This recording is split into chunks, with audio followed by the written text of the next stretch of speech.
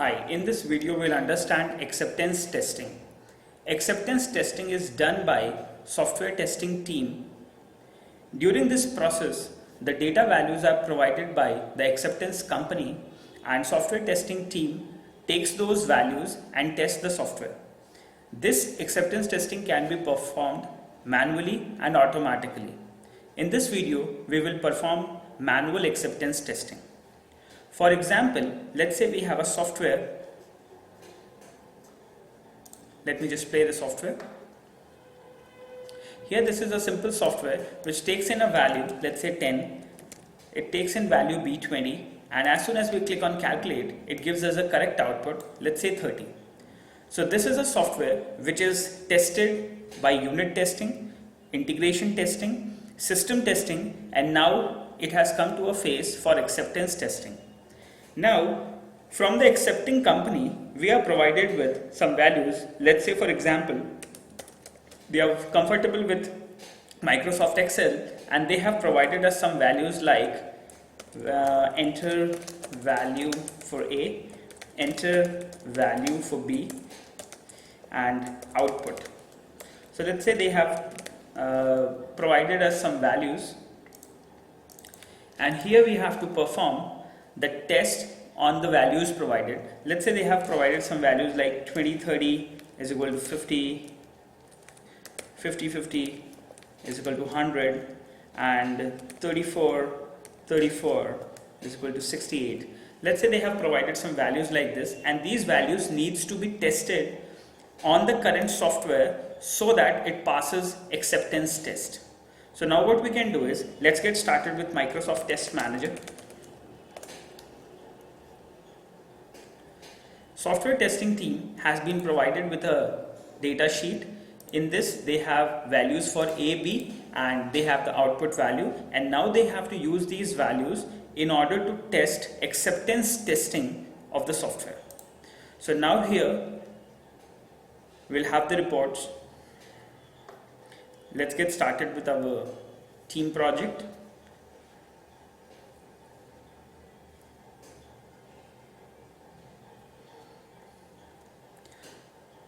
It takes a couple of minutes, depends on your internet connection.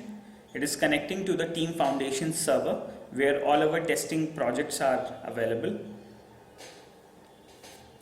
We are going to create the test suite and then we will perform testing. So here we like to proceed with hackweathertesting.visualstudio.com. We're going to connect to this.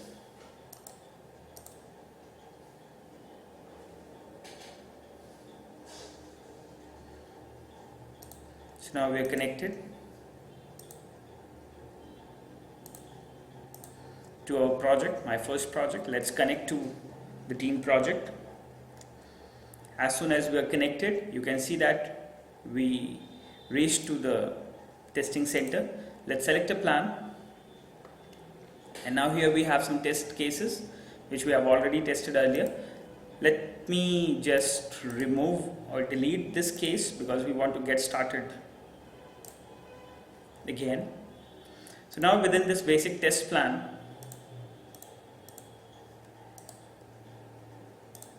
you can remove these tests which are not required.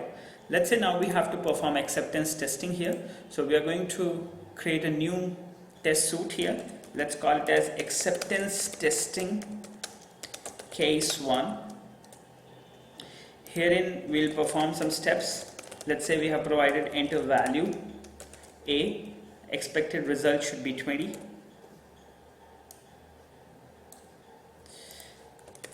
Enter value for B, case should be 30, and output, let me just click over here, output should be 50. So this is one step. Next we are going to perform another case. Let's say enter value for A should be 50. Second will be enter value B. Let's say this is 50 again, and output should be 100. And the third test case provided to us is enter value A, and that will be 34. Enter value B, that is also 34, and the required output to pass the test is 68. So let's say we have these test cases available. Let's just save it. We have saved our acceptance testing case 1, and let's just start the test. So we'll go to the tests, we'll run our test for acceptance testing. Now we have to get started with the test, so we'll click over here. At the moment, no steps will be recorded because we will get a green symbol over the window on which the test records will be done. So let me just close it, and I'm going to run that again.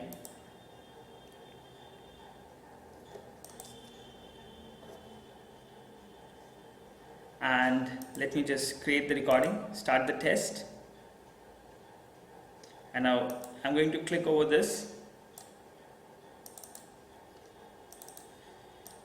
Now at the moment tests are not performed over this, so let me just hold on for a minute. Let me just stop the test for a minute. No records will be done at the moment. We are going to start the test again, and for that let me just close these windows. Let me just refresh that, and now I'm going to reset the test.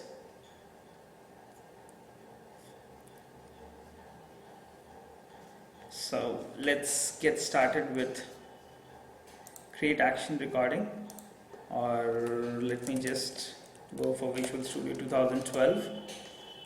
Let's run the program again.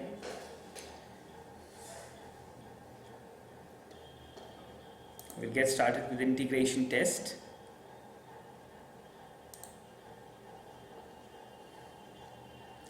Now we'll run the program here. Once the program is running, or it should be on Visual Studio, so it would be much better. Let's say if we go to the program folder, let's open the folder, we'll go to bin, we'll select the debug, and here we are going to start our integration test. So let's test the software from here, create the action recording and start the tests. And now we are going to click over it, and now you can see that there is a green symbol over this window. So using this we will understand that the tests will be recorded on this window now. So now test capturing will start. So we have the expected value as 20. Let's give 20 as the expected value, and we'll mark this test as true. Then we have provided 30. We are able to supply the values 30, and now we have to calculate. So as soon as we click on calculate, we get the expected output is 50. We'll do OK. We'll pass the test. Then we'll go for the next value. Let's say it should be 50. We'll pass the test. The second value should be 50. We'll again pass the test, and the final value should be 100. So we'll pass this test again. Now we'll go for the third one, that is 34. We'll pass the test. We'll again go for 34, pass the test, and now as soon as we calculate we get 68. So that means the test results are passed. So this is how acceptance test is done on the software, and we have got all the test cases passed. Now we are going to end the test. It will collect all the information and save the record, and as soon as the records are saved, now we can simply play that again.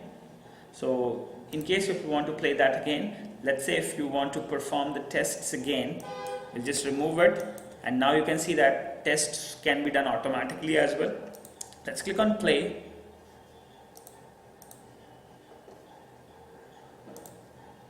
Let's click on play.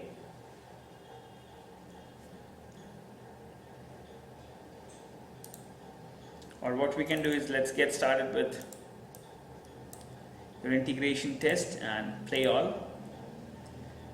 now you can see that 20 is provided, calculate has been done, 50 is provided, and then 34 is provided, and the expected results are done. So this is how automatically the tests can also be performed. Now what next we need to do is, since we are done with this, now we are going to save it. This test has been passed. You can create a report. You can add the screencast as well. So this is all you all better understand. Now what we can do is, either way, if you want to create a bug or if you want to keep the attachments. So test 1 of 1 has been done, testing case is done, and let's simply save and close. You can return to the testing center. So we are going to save and close this, and now you have a complete report that the acceptance test has been passed for this particular case. You can go to view results, and here is the analysis. So this is the complete output of the test case, and this can be sent for further analysis or further understanding. So this is how your acceptance test works, and I hope you understand how you can make use of Microsoft Test Manager in order to perform testing on your softwares. And in this video we have understood acceptance testing. So once the acceptance testing is done, acceptance values are provided by the acceptance company. So your software will pass the acceptance test, and you can proceed with delivery of your software. Thank you for watching.